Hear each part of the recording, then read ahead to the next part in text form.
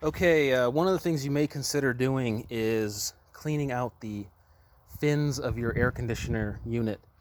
As you can see, I've taken off these side panels here, which has exposed the cooling fins. This one I've already cleaned off, but they were really, really dirty. Um, I've got some on this side that are super dirty still. And I covered it all in dishwashing soap and just got my pressure washer out. And I'm going to just gently